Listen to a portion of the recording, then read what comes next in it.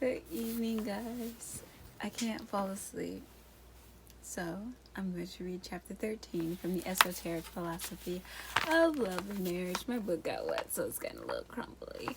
By Dion, chapter 13. Polarity within the organisms, chapter 13. In the foregoing chapters, the facts of polarity between units of opposite types of functioning upon the different planes has been briefly explained.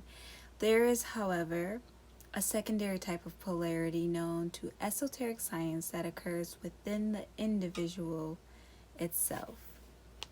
The several bodies or principles of man are relatively positive and negative in their relations to each other, the more subtle being positive in its relation to the more dense. Thus, the psychic body, the body of instincts and passions, is positive towards the negative physical body, stimulates its activity, and determines its conditions, subject, of course, to the laws of physics and chemistry that control the material plane.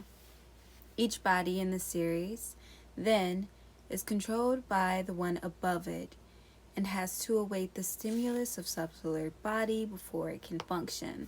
Likewise, it acts as a controller to and stimulator of the body below it in the line of manifestation. This is what I often talk about, pulling energy upward. Everything is aligned in that way.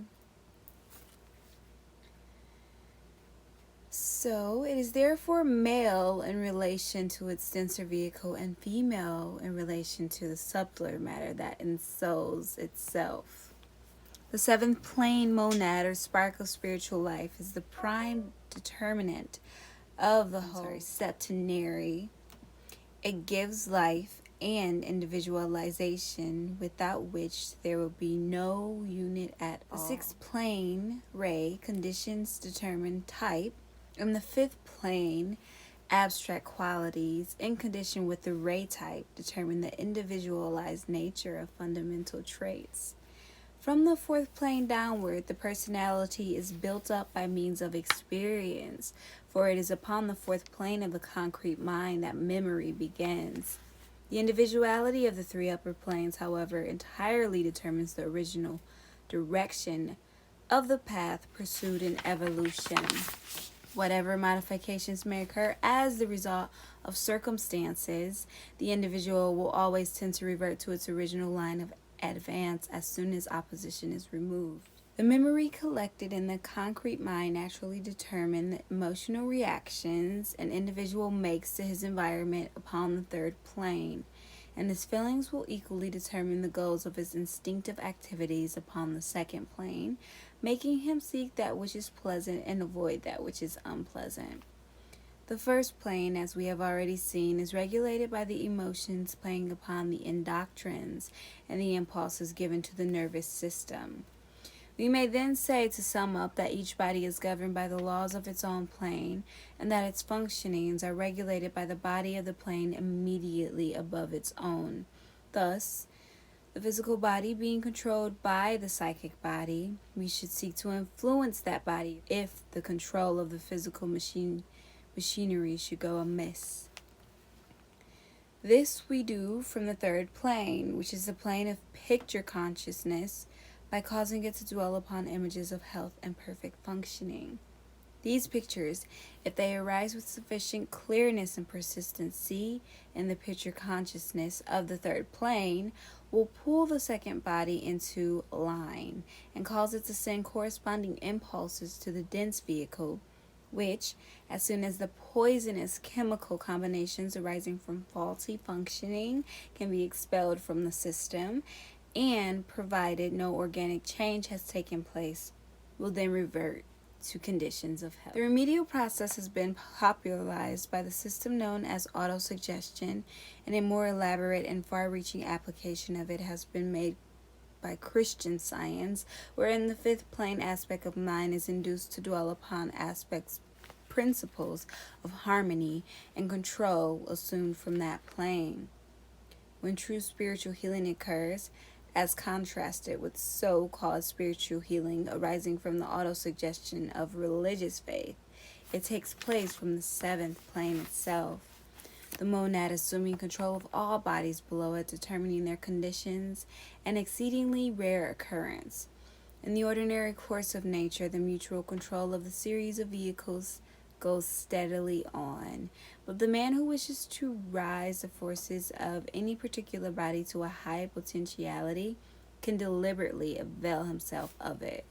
Supposing the man we are considering is a creative artist, he can raise the potential of his astral body, for it is upon the third plane that the imaginative arts are carried on, by bringing to bear his intellect in addition to his imagination. He will find that the application of the concrete mind to the problem of a half-visualized work will cause his emotion to concrete itself into an artistic form. A concretion that would have taken place had nothing beyond the emotional forces of the third plane fired him.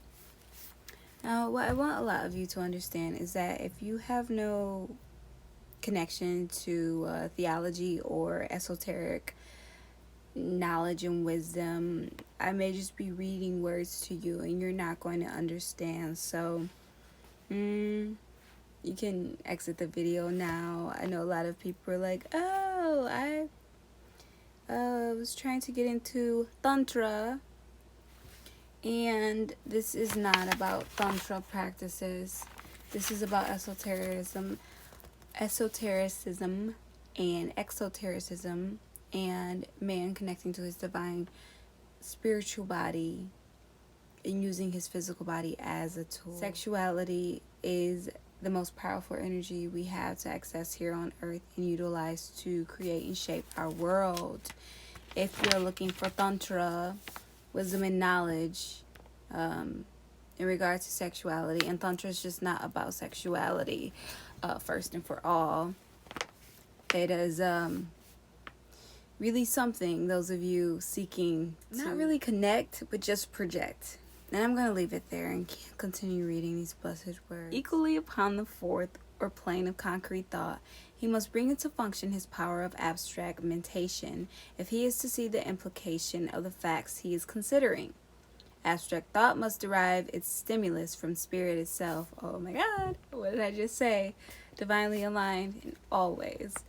This action and reaction between two of man's vehicles, which is necessary for creative work, for that externalizing of the force within an individual by providing for it a vehicle in the matter of one or the other planes, whether the vehicle be in the form of written word upon the mental plane or of sound or color upon the astral, would be regarded by the esoteric scientists as an example of the everlasting principle of polarity underlying all creative function. A reverse flow of the current, however, is sometimes achieved.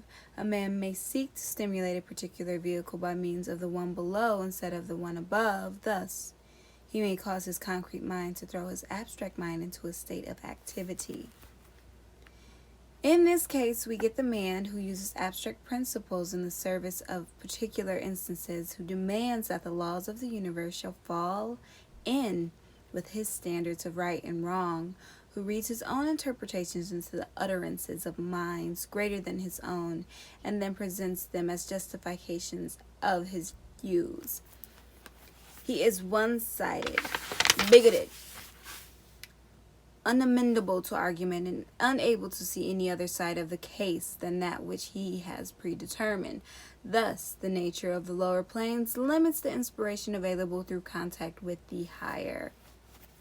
And I'm going to pause right there and just speak on this again. Those of you seeking knowledge just to regurgitate it and project and not internalize it and define your own truths and create your own streams of divinity will never amount to anything in this world. I'm just going to put that out there.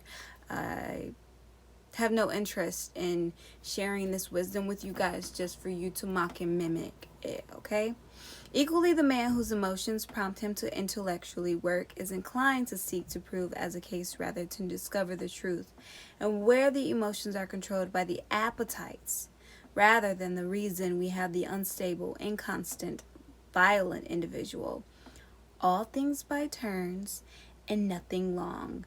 The sentimentalist, lacking the driving force and intelligence necessary to give him effect to his dreams.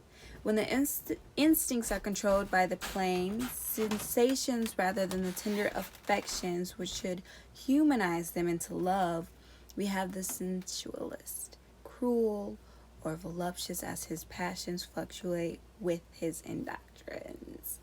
The system I'm going to talk about is really important to reflect on that knowledge about the body system that is so utterly in control of man's ability to function and focus here from not only a health perspective, but just from feeling a sense of security within ourselves. When we aren't able to control our physical sensations, or at least guide ourselves back to balance, we're depending on weed and alcohol and drugs and synthetic things, because the weed you guys are smoking is not pure. I don't care where you think it comes from. You're not smoking the highest quality available to man.